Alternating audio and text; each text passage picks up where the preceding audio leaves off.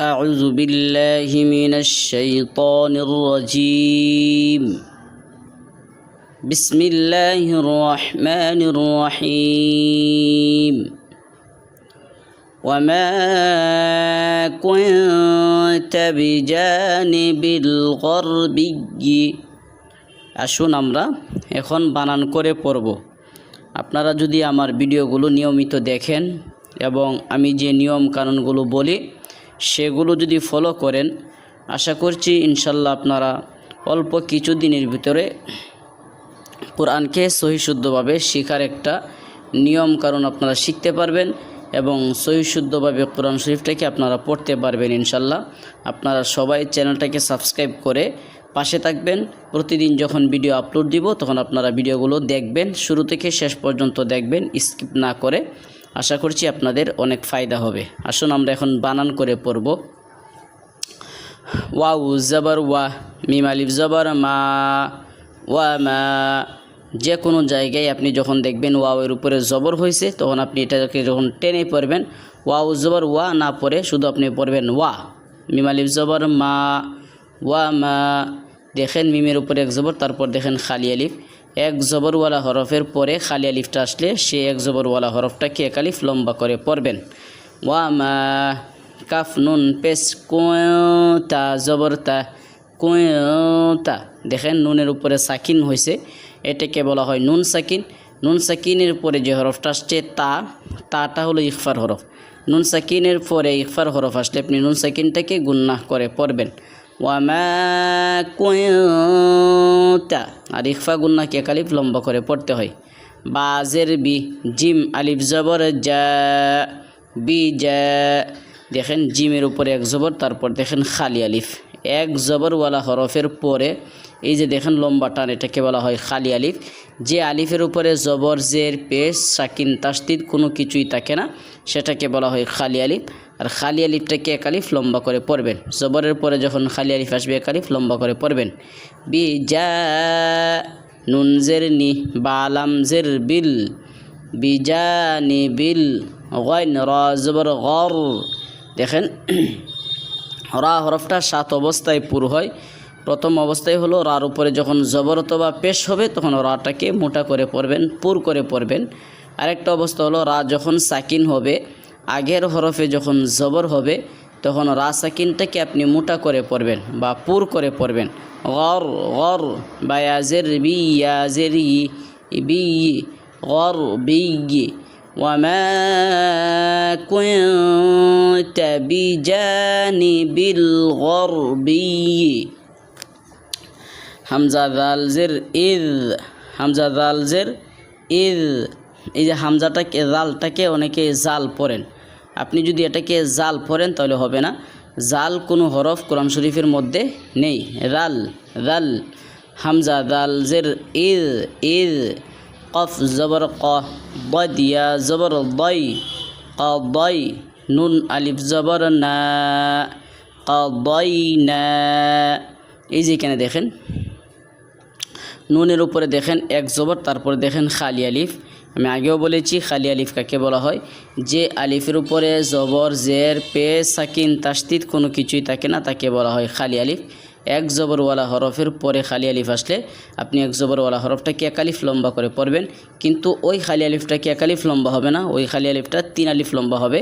কারণ খালি আলিফটা হলো মদের হরফ। মদের হরফের পরে দ্বিতীয় শব্দের প্রথমে যখন এই যে লম্বা হামজাটা আসবে তখন আপনি মদের হরফটাকে 3 আলিফ লম্বা করে পড়বেন। সেই কায়দার নাম হলো মদ্দে মুনফসিল। হামজা জের ই, লাম খারা জবর লা, ইলা। দেখেন লামের উপরে খারা জবর হয়েছে, যে কোনো জায়গায় যে কোনো হরফের উপরে খারা জবর হইলে এক আলিফ লম্বা করে পড়বেন। মিম ওয়াও পেশ মু। দেখেন মিমের উপরে এক পেশ, তারপর দেখেন ওয়াও সাকিন এক আলিফ লম্বা করে পড়বেন। সিন লাম জবর সাল, মু সাল। হামজা মিম জবর আম, রা জবর রা, আম রা। ওয়াও জবর ওয়া, মিম আলিফ জবর মা, ওয়া মা। দেখেন মিমের উপরে এক জবর, তারপর দেখেন খালি আলিফ আসছে। এক জবরওয়ালা হরফের পরে খালি আলিফ আসলে আপনি এক আলিফ লম্বা করে পড়বেন। সেই কায়দার নাম হলো মদ্দে আসলি অথবা মদ্দে তবাই।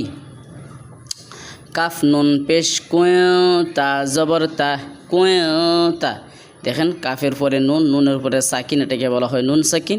নুন সাকিনের পরে যে হরফটা আসছে তাটা হলো ইখফার হরফ। নুন সাকিনের পরে ইখফার হরফ আসলে আপনি নুন সাকিনটাকে গুন্নাহ করে পড়বেন। মিম জের মি, নুন শিন জবর নাশ, মিনাশ, শিন খারা জবর শা। দেখেন শিনের উপরে খারা জবর হয়েছে, যে কোনো জায়গায় যে কোনো হরফের উপরে খারা জবর হইলে এক আলিফ লম্বা করে পড়বেন। মিনাশ শা, হাজের হি, দালিয়াজের দি, নুন জবর না, শাহিদিনা। দেখেন নুনের উপরে এক জবর, তারপরে দেখেন আয়াত আছে, এখানে থামতে হবে। তো এক জবরওয়ালা হরফের উপরে থামার নিয়ম হইল এক জবরওয়ালা হরফ থেকে এক জবরকে ফেলে দিয়ে সাকিন দিবেন, ঠিক আছে। এখানে দেখেন নুনের উপরে এক জবর হয়েছে, আমরা নুনের উপরে থামবো। থামার কারণে নুনের উপর থেকে এক জবরকে ফেলে দিয়ে নুনের উপরে সাকিন দিব। এখানে আছে মিনাশ-শাহিদিনা, যদি আমরা থামি তাহলে হবে মিনাশ-শাহিদিন। এখানে দেখেন লাম আয়াত আছে, লাম আয়াতের মধ্যে না থামা উত্তম, অর্থাৎ আপনার যখন শ্বাস থাকবে, আপনি যখন শ্বাস নেওয়ার যোগ্যতা অর্জন করতে পারবেন, তখন আপনি না থেমে সারাটা আয়াত একসাথে পড়বেন। আর যদি আপনার শ্বাস না থাকে, শ্বাস যদি কম রাখতে পারেন, তাহলে আপনি এখানে থামতে পারেন, সমস্যা নেই, তবে না থামা উত্তম। এখন আমরা যদি এখানে থামি তখন হবে এক নিয়ম, আর যদি না থামি তখন হবে দুই নিয়ম। আরেক নিয়ম, সেই নিয়মটা কি, থামলে হবে এক আলিফ লম্বা। মানে আমার কথাটা আপনারা ভালো করে বুঝবেন। মিনাশ-শাহিদিন, শাহিদিন বলে যদি আপনারা থামেন তাহলে হবে এখানে এক আলিফ লম্বা, না থামেন তাহলে হবে এক আলিফ লম্বা। মিনাশ-শাহিদিনা ওয়ালাকিন্না, মিনাশ-শাহিদিনা ওয়ালাকিন্না, এক আলিফ লম্বা হবে। আর যদি আপনি এখানে থামেন, যে আমি এখানে থামবো, আমি সারাটা একসাথে পড়তে পারবো না, আমি অত সময় শ্বাস রাখতে পারবো না, তখন হবে আরেক নিয়ম। এখানে যখন আপনি থামবেন তখন হবে এক আলিফ, না থামলে হবে তিন আলিফ, ঠিক আছে। থামলে কায়দা হবে মধ্যে আরিস, আর না থামলে কায়দা হবে মধ্যে আসলি, ঠিক আছে, অথবা মধ্যে তবাই। এখন আমরা জানবো থামা অবস্থায় কায়দা কী হবে। এখানে মিনাশ-শাহিদিনা থামা অবস্থায় কায়দা হবে মধ্যে আরিস, ঠিক আছে, যে কোনো জায়গায়। এইখানে দেখেন মুরসালিন, ইয়াতাযাক্কারুন, পরে তাত্তাকুন, এরকম যত শব্দ আছে, যেমন শাহিদিন, এরকম যত শব্দ আছে, সব শব্দের মধ্যে যখন আপনি থামবেন তখন থামা অবস্থায় তিন আলিফ লম্বা হবে, কায়দা হবে মধ্যে আরিস।